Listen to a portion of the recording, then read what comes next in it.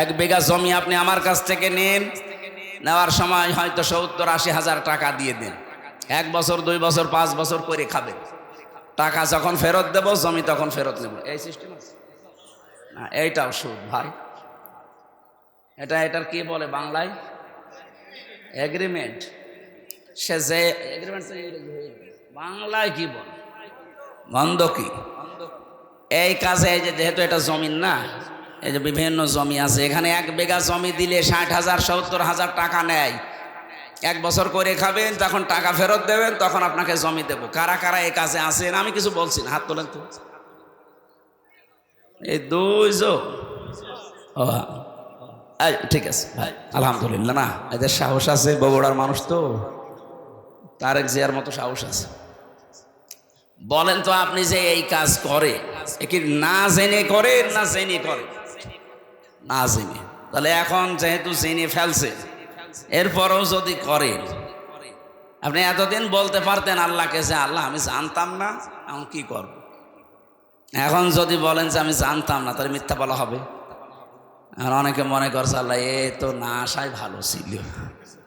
হ্যাঁ, এখানে একটা কথা আছে, যে মানুষগুলো এই ধান্দায় থাকে যে আমি জানতাম না তাই মানতাম না, তার ডবল গুনাহ হবে। এই কথা বুঝতেছেন? কোন মানুষ যদি কোনো বিষয়ে জানে কিন্তু মানে না, তার গুনাহ হবে একটা। আর কোন মানুষ জানেও না মানেও না, গুনাহ হবে কয়টা? 2টা। কেন? কারণ জানাও ফরজ, মানাও ফরজ। জানার ফরজ আপনি আদায় করে ফেললেন, আপনার একটা ফরজ আদায় হয়েছে। আপনি মানেন না, ওইটার জন্য গুনাহ হবে কয়টা? বলেন না কেন? আপনি জানেনও না মানেনও না, আপনি জানেন না কেন? প্রশ্ন হচ্ছে আপনি জানেন না কেন? আমি কি জেনে এসেছি দুনিয়ায়? আমি তো আপনার মতো মায়ের পেট থেকে এসেছি। আমি যদি জানতে পারি ইসলামের নিয়ম, আপনার কি হয়েছে? আপনি এইটা জবাব দিতে পারবেন না। এই জন্য যে ব্যক্তি বলে যে জানি না তাই মানি না, আজকে তো জানলেন। আর এই কারণেই তো অনুষ্ঠানগুলো দেওয়া হয় যে আপনি কেন জানেন। তাহলে সেই 4-5 জন হাত তুললো যে ওনারা জমি বন্ধকি দেয়, এগ্রিমেন্ট করে, 60,000 70,000 টাকা নেয়, করে খায়, আবার টাকা ফেরত দিলে জমি ফেরত দেয়। এটা মায়ের সাথে জেনা করার গুনাহ হচ্ছে। এটা থেকে মুক্ত হওয়া লাগবে না? আমার মনে হয় এই মাসলা বলা ভুল হয়ে গেল নাকি? এটা মানবেন তো যদি আমি এখন পদ্ধতিটা বলি? হ্যাঁ, মানা যাবে না ইনশাল্লাহ? আরে ভাই, আপনি কার জন্য কি করে যাচ্ছেন আমার তো বুঝে আসে না। আমি আপনার সন্তান, আমার জন্যই করছি। আপনি 200 বছর পরে আসবেন, যে বাড়ি ঘর বানিয়েছেন, যে জমি জায়গা রেখে গেলেন, এই জমি জায়গা আসলে আপনার ঠ্যাং ভেঙে ফেলা হবে। হ্যাঁ, আপনি 200 বছর পরে আসেন, আমিও থাকবো না 200 বছর পরে, আপনিও থাকবেন। আমার ছেলে, আমার নাতি, নাতির নাতি থাকবে, তারা আপনাকে ঢুকতে দেবে? আমারে ঢুকতে দেবে? তাদের জন্য বিশাল সম্পদ গড়ার জন্য আপনি এই মায়ের সাথে জেনা করার গুনাহ করে যাচ্ছেন। অথচ 100 বছর পরে আসলেও আপনাকে এই জমিতেই আর থাকতে দেবে না, ঢুকতেই দেবে না, বলবে কে আপনি চিনি না। এটা একটা ধোঁকা। এই ধোঁকার জন্য আমাদের আসল বিশাল জীবন পড়ে আছে সামনে। এরকম পাগলামি যেন আমরা কেউ না করি ভাই। এই স্মরণ করানোর জন্য এই তাফসির মাহফিলে আসা লাগে। আল্লাহ আমাদেরকে স্মরণ করাচ্ছেন। এই পদ্ধতিতে যারা আছেন, বর্গা বলে কি বলে বন্ধকি যারা করছেন, এটা পদ্ধতি 2টা আছে। 1 নম্বরে যতদিন আপনি এই জমি করে খাবেন, 1 বিঘা জমি, ততদিন সরকারের যে খাজনা আছে প্রতি বছরে মনে হয় 65 বা 70 টাকা দেওয়া লাগে। এখন কত আমি জানি না, এরকমই হবে সব বেশি হলো। আমি জেলে যাওয়ার আগে হিসাব জানতাম, এখন এই 3-4 বছরে আর জানি না। না 100 টাকা হলো। প্রত্যেক বছরে বছরে খাজনা দেওয়া লাগে না? এই খাজনা যতদিন আপনি চাষ করে খাবেন এটা আপনি দেবেন। আর যখন ওরে 1 বছর 2 বছর 5 বছর পরে টাকা ফেরত দেবেন, ওই 70,000 80,000, তখন কমপক্ষে 8-10 হাজার টাকা কম নেওয়া লাগবে। এই সিস্টেমে যদি নিতে পারেন তাহলে জায়েজ আছে, হবে না। এবার বলেন, এই মাসলায় যদি কোনো কিছু জানার থাকে তাহলে আমি বলে তাফসিরে প্রবেশ করছি। বলেন, এই পদ্ধতি যদি মানতে পারেন, এই 2টা খাজনা দিয়ে দেবেন আর টাকা নেওয়ার সময় 8-10 হাজার কম নেবেন।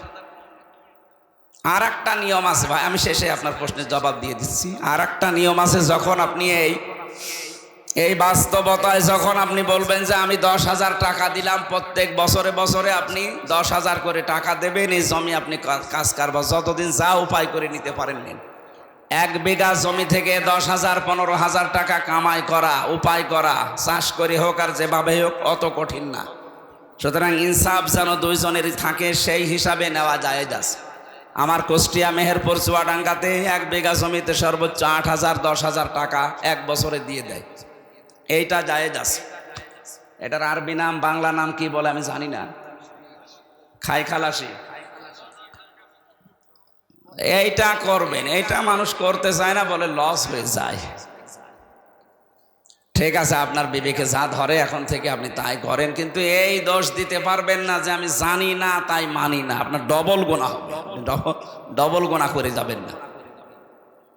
এই এলাকায় বহু মানুষ এমন আছে নিজে টাকা ছেড়ে রাখে, 1,000 টাকা দিয়ে দেয়, প্রত্যেক মাসে 100 টাকা করে বেশি করে দেয়। এটা মনে হয় এখনো শুরু হয়নি। এই এলাকায় এই সুদের সাথে জড়িত, তাহলে সে মায়ের সাথে জেনা করছে। এই কাজ করছেন কারা? হাত তোলেন তো। আন্দাজ আপনারা তো মিথ্যা কথা বললে যে এলাকায় আছে, কই একটা লোক তো নেই। ওই রকম মানুষ এখানে আমি জানি যে আসবে না, কারণ ও আসলে তো ধরা খাবে। সুতরাং এখানে যারা আছে কাজের ভেতরে আমরা নেই। যদি কেউ থেকে থাকেন আজকে এই মুহূর্তে তাওবা করেছিল, না খেয়ে মরে যান ভাই। মায়ের সাথে জেনা করে মরে যাবেন, জেনার শাস্তি জানেন? কোরআনে কারিমে সূরা ফুরকানের 68 নম্বর আয়াতের মাঝে আছে ওয়ালা ইয়াজনুন, জেনা করবা না, কারণ জেনা করলে ইউদাফ লাহুমুল আযাব। আল্লাহ বলেন জেনার শাস্তি ডবল হবে। এখন যদি বলেন কই আমি তো কোনোদিনই জেনা করিনি, কিয়ামতে আপনার আমল নামায় এটা উঠে থাকবে যে আপনি মায়ের সাথে জেনা করে এসেছেন। যারা এই যে টাকা ছেড়ে রাখে, টাকা আসে।